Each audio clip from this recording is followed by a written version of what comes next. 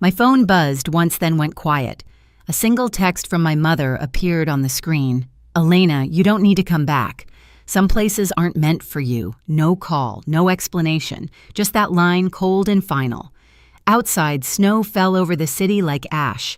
I stared at my coffee until it turned lukewarm, wondering how a family could erase someone with just 12 words. It was Thanksgiving week, the one time I still believed maybe this year would feel different. But when I opened our family group chat, I saw the photos. Candles, turkey wine glasses, all tagged. Everyone smiling, except me. I scrolled back to her message. Read it again. The silence that followed wasn't loud, it was hollow, like the air right after something breaks. "Some places aren't meant for you." I looked around my apartment where the only sound was the fridge humming and the city lights flickering through the snow. In my head, I could see them, Mom laughing at the head of the table, Dad carving the turkey, Ryan cracking another smug joke. They probably told themselves I was too sensitive, too distant to Elena. And maybe I was. I'd stopped being their quiet fixer years ago, the one who smiled through insults and picked up the bill no one else offered to split. I pressed my palm to the cold window, watching a couple across the street carry groceries together, breath fogging the air. It looked warm, ordinary, everything I used to want family to feel like. My phone was still on the counter, the message still glowing. I thought about replying, about begging for a reason, but the words wouldn't come. Instead, I said it out loud, barely a whisper. "You said I don't belong there." "Fine." Then I added quieter, like a vow only the night could hear, "I'll build something you'll never forget." For a moment, the city seemed to pause. Snowflakes hanging mid-air, traffic lights frozen red. And in that stillness, something inside me shifted. If you've ever been cut off by the people who made you, you'll know the exact second pain turns to purpose. That's the moment I stopped being their daughter and started becoming something else entirely. When I was a kid, I didn't draw people. I drew places. While other children filled notebooks with faces and stick figures, mine were covered in roofs, stairs, and windows that led nowhere. I liked how buildings made sense. You could design where things belonged. People weren't like that. My parents never really saw it as talent. To them, it was just another phase. Ryan, my younger brother, was the golden one, the funny one, the one who could skip responsibility and still get praised for potential. I was the quiet one who thought too much. I still remember the night I showed them my first dream. I was 15, sitting at the breakfast table with a rolled-up sketch in my hands, a greenhouse I'd designed from scratch. Sunlight, glass walls, ivy climbing along beams. I thought it was beautiful. I pushed the drawing toward them and said, "I think I could actually build this someday." My dad barely looked up from his newspaper. Mom smiled the kind of smile that means no. "Sweetheart, that's ambitious. But you might want to focus on something practical." Ryan leaned over, grinning. "Looks like a fish tank for plants." They laughed. I didn't. Later that night, I found my drawing crumpled in the trash coffee grounds, staining the paper. That was the night I learned silence could be armor. After that, I stopped showing them what I made. I applied for architecture school in secret, got in on a scholarship. When I called Mom to tell her, she sighed. "Architecture. That's a man's world, honey. You're too soft for that." I went anyway. 3 jobs, secondhand furniture, black coffee, and cold bagels for years. When I finally graduated, I thought they'd be proud. They weren't. Ryan had meetings, and Dad's knees were suddenly too bad for long flights. Still, I sent photos of my first office, just a small studio, white walls, 1 folding table. Mom texted back, "Looks small but cute." That's when I stopped needing applause. But their voices still followed me. Ryan would call during family dinners, put me on speaker, bragging about his real estate projects. Mom would laugh. "You and your brother both in buildings. Isn't that funny?" No, it wasn't. Here's the thing about being invisible. You start to get comfortable in the quiet. You build your life brick by brick, thinking no one notices, until one day you look up and realize the thing you've built is stronger than the people who doubted you. It's funny how silence, when kept long enough, starts to sound a lot like strength. And all it takes is one dinner, one sentence, one push to make you remember exactly what you're capable of. The night everything cracked open started quietly. We were gathered around my parents' long oak table, the same one that had seen every birthday, every holiday, every argument politely disguised as family talk. The smell of roasted lamb filled the room, garlic butter, expensive wine, the kind of dinner that photographs well. Ryan, of course, was the center of gravity. He always was. He was talking about his new business venture, a luxury bar downtown. Everyone leaned in like he was presenting the cure for boredom. Mom looked at him like he hung the moon. Dad nodded in approval, half listening, but smiling anyway.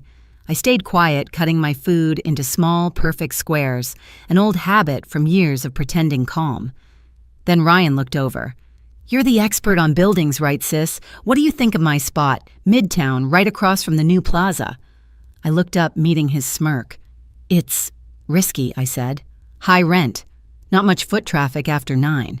You'd need a solid draw to keep it alive." The air shifted. Forks paused. Then Mom's voice cut in sharp, polished, sugar-coated. "Elena, please. Your brother's worked hard on this.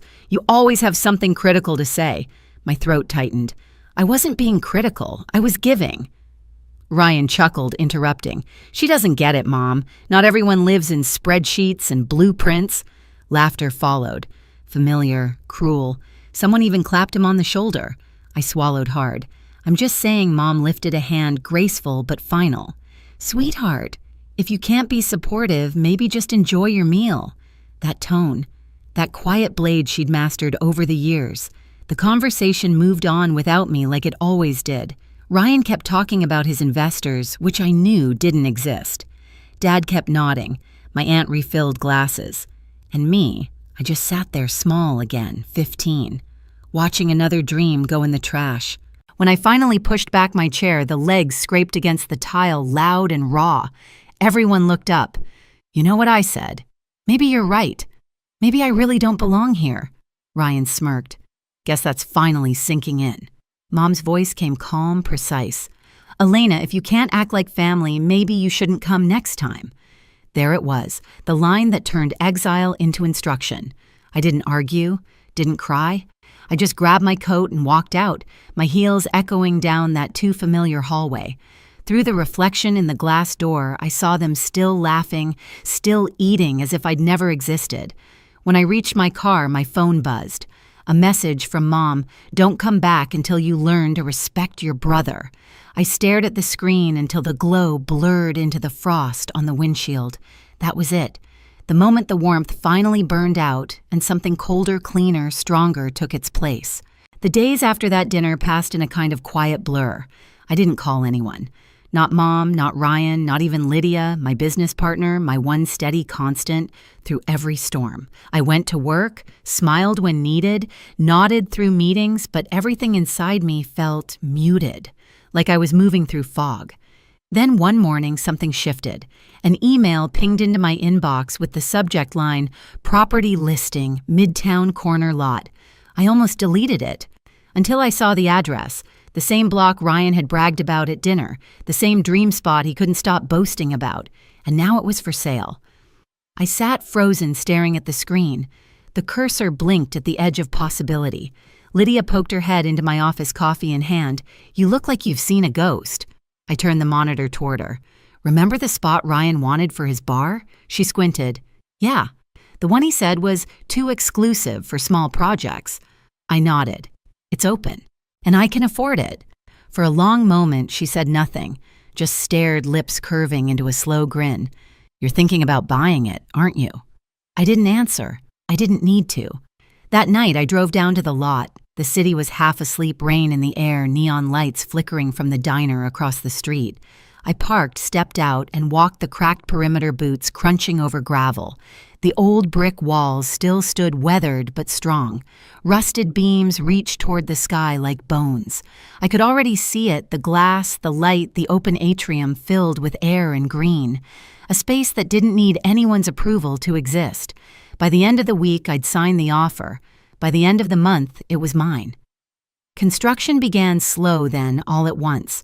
Mornings before dawn, steel rising against the skyline. The smell of metal coffee and wet dust became my new perfume. Lydia would show up with 2 cups and a grin. "You're not just building a space," she said once. "You're exorcising ghosts." Maybe she was right. Every beam, every wall, it all felt like rewriting something old. A year passed in blueprints and concrete. No phone calls from home, no texts, just the sound of progress humming through silence. When it finally stood finished, I walked through it at sunrise. Glass above me, marble beneath, light everywhere. My reflection in the mirrored panels looked different, still me, but steadier anchored. We called it the Atrium by Voss. It wasn't revenge. It was proof. My name standing tall on the skyline they said I didn't belong to. A week before the grand opening, Lydia slid a newspaper across my desk. "Look," she said, tapping the headline. "They're calling it the city's new landmark." I smiled, slow, quiet, certain. They told me never to come back. Soon they'd be walking through doors with my name on them.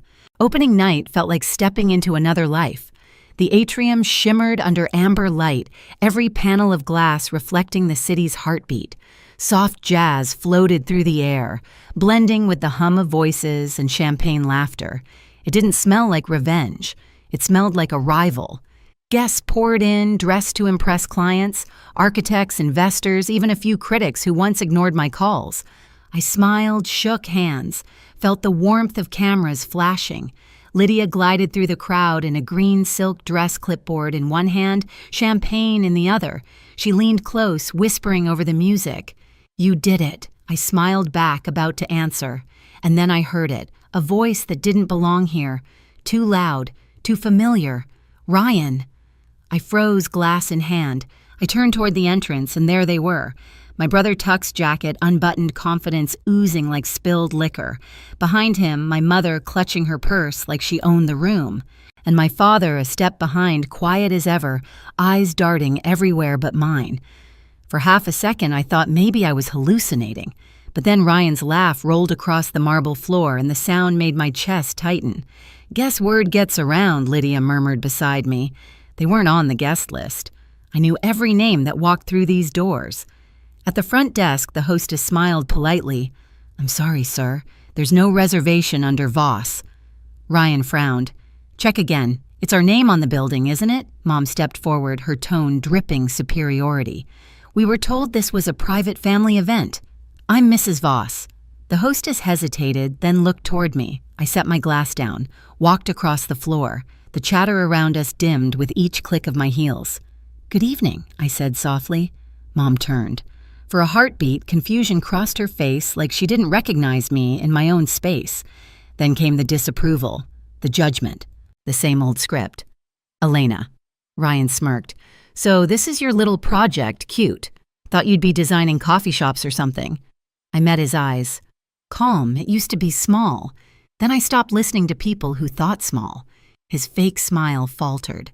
"We'll take a table," he said quickly. "We're family after all." I nodded to the hostess. "Take them to the public lounge downstairs. Walk-ins only." Ryan blinked, thrown off. What Mom's voice sharpened. "We're your family, Elena." I held her gaze steady as glass. "You told me not to come back. I just kept my promise." The silence that followed was thick enough to cut. Even the pianist hesitated mid-note. Ryan's jaw tightened. "You think this makes you better than us?" I stepped closer until my reflection filled his eyes. "No," I said quietly. "It just means I finally stopped needing you." Then I turned to the hostess. "If they stay, make sure they pay for their drinks." Their faces froze, shock, disbelief, humiliation. Everything they'd once made me feel. I walked away before any of them could speak.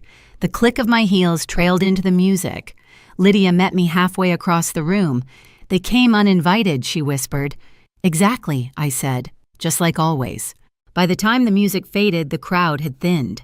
Laughter dissolved into soft murmurs, glasses clinking one last time. The atrium shimmered in half-light, my reflection caught between marble and glass. I slipped away to the upper terrace, heels in one hand, champagne in the other. Below me, the city glowed streets like silver veins, headlights threading through the night. Through the glass roof, I could still see them. Ryan and my parents sitting stiff at the bar, pretending to belong in a place they once said I'd never build. They didn't see me watching. They never did. The air was cool, heavy with the scent of rain and new steel. It smelled like endings and beginnings at the same time. My phone buzzed a text from Lydia. "You okay?" "They're still downstairs." I typed back, "Let them be, they'll figure it out." Setting the phone aside, I leaned on the railing, tracing my finger along the cold glass. In the reflection, I saw it all at once, me, the city, and the building that rose from everything they broke. A year ago, I was standing outside their house, afraid to knock. Now they were standing outside mine, waiting to be let in. Funny how that turns. For a brief second, I thought about calling Mom, saying something kind, maybe something like closure. But then her old message replayed in my mind. Some places aren't meant for you. Maybe she was right. That house wasn't meant for me. This one was. Behind me, the doors slid open. Lydia stepped out, coat draped over her arm, hair tousled from the night. "They're leaving," she said softly. I nodded. "Good." She handed me another glass, her smile warm and knowing. "So, what now?" I looked down at the glowing sign above the entrance. The Atrium by Voss. My name, my work, my peace. Now I said I build things that don't need anyone's permission to stand. Lydia clinked her glass against mine. To that. We stood there for a moment, two silhouettes against the skyline. Then I turned toward the elevator, ready to go home. My phone buzzed again, an unknown number. A message. "Your place is beautiful." I didn't know. Mom. I smiled, set the phone face down on the railing, and left it there. Because some stories don't need replies. If you've ever had to build peace from the pieces someone else left behind, trust me, you're not the only one. Share your story in the comments. And don't forget to subscribe so you never miss the next one.